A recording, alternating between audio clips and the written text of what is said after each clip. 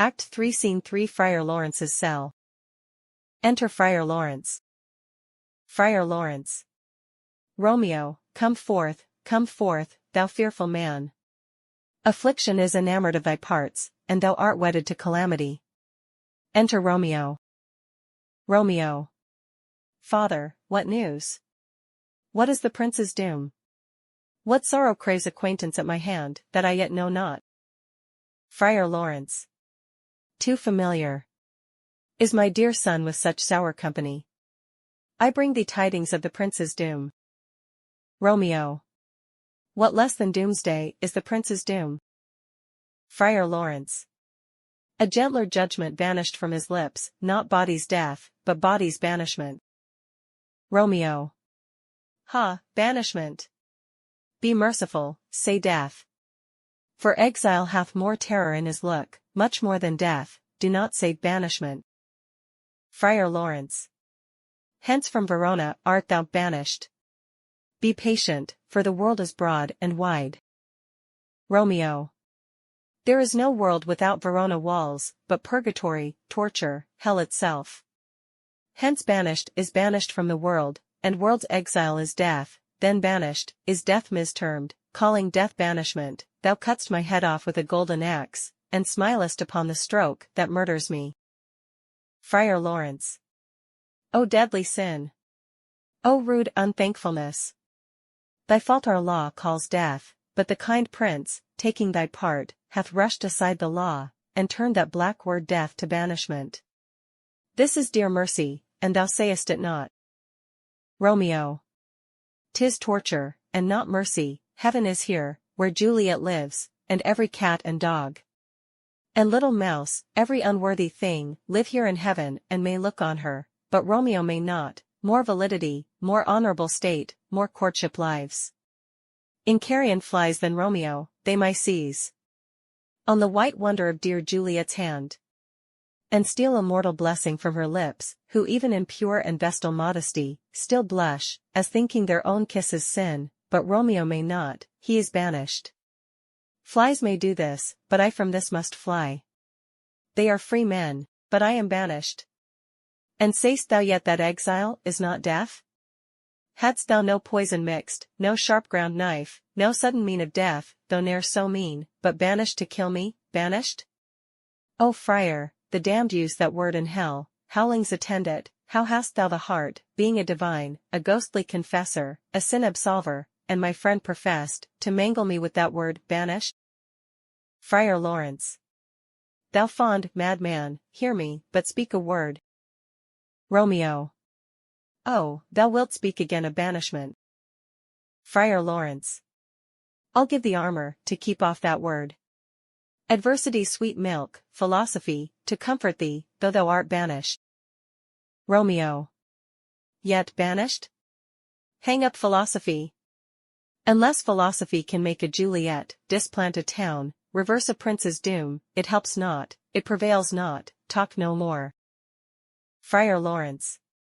Oh, then I see that madmen have no ears. Romeo. How should they, when that wise men have no eyes?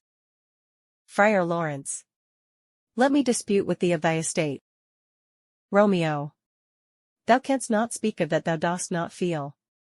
Wert thou as young as I, Juliet thy love, an hour but married, Tybalt murdered, doting like me and like me banished, then mightst thou speak, then mightst thou tear thy hair, and fall upon the ground, as I do now, taking the measure of an unmade grave.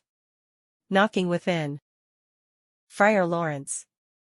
Arise, one knocks, good Romeo, hide thyself. Romeo. Not I, unless the breath of heartsick groans, mist-like, enfold me from the search of eyes. Knocking. Friar Lawrence. Hark, how they knock. Who's there? Romeo, arise, thou wilt be taken. Stay a while. Stand up. Knocking.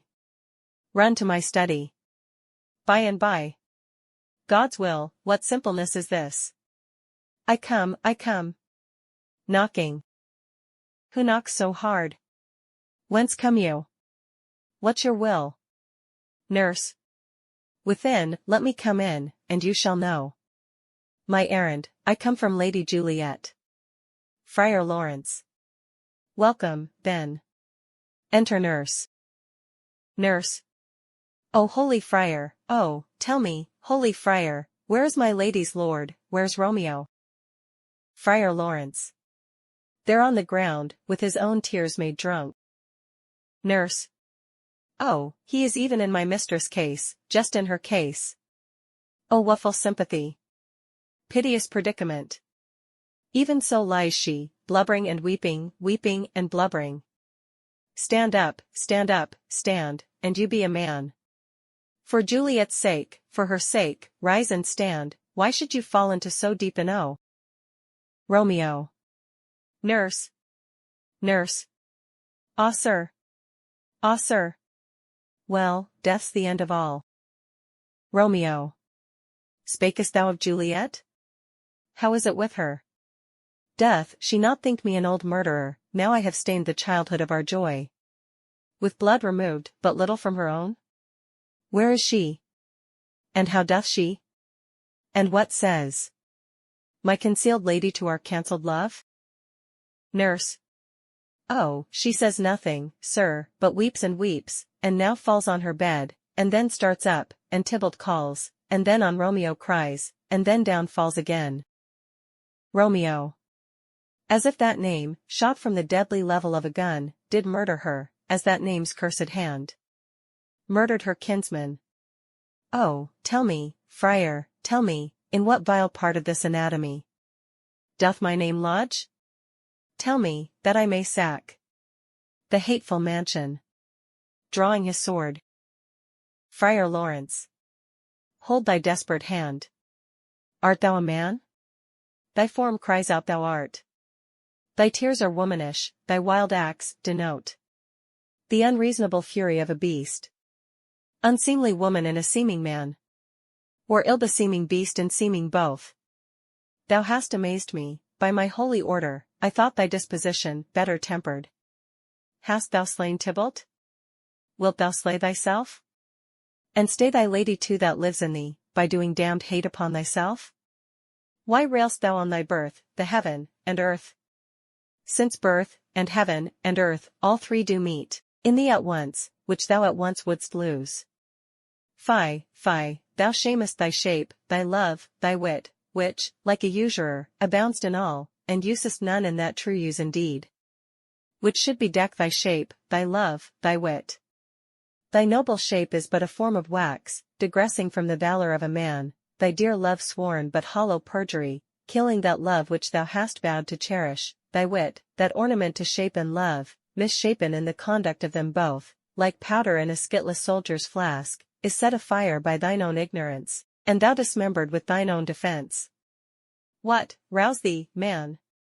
Thy Juliet is alive, for whose dear sake thou wast but lately dead, there art thou happy. Tybalt would kill thee, but thou slew'st Tybalt, there art thou happy too. The law that threatened death, becomes thy friend, and turns it to exile, there art thou happy. A pack of blessings lights up upon thy back, happiness courts thee in her best array, but, like a misbehaved and sullen wench, thou pout'st upon thy fortune and thy love. Take heed, for such die miserable. Go, get thee to thy love, as was decreed, ascend her chamber, hence, and comfort her. But look thou stay not till the watch be set, for then thou canst not pass to Mantua, where thou shalt live, till we can find a time to blaze your marriage, reconcile your friends, beg pardon of the prince, and call thee back with 20,000 times more joy than thou went'st forth in lamentation. Go before, nurse, commend me to thy lady, and bid her hasten all the house to bed, which heavy sorrow makes them apt unto. Romeo is coming. Nurse. O Lord, I could have stayed here all the night to hear good counsel. Oh, what learning is! My lord, I'll tell my lady you will come. Romeo. Do so, and bid my sweet prepare to chide. Nurse.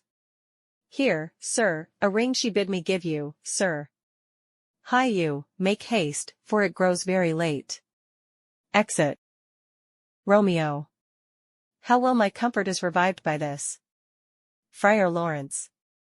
Go hence, good night, and here stands all your state. Either be gone before the watch be set, or by the break of day disguised from hence. Sojourn in Mantua, I'll find out your man, and he shall signify from time to time. Every good hap to you that chances here. Give me thy hand, 'tis late, farewell, good night. Romeo. But that a joy past joy calls out on me, it were a grief, so brief to part with thee, farewell. Exeunt.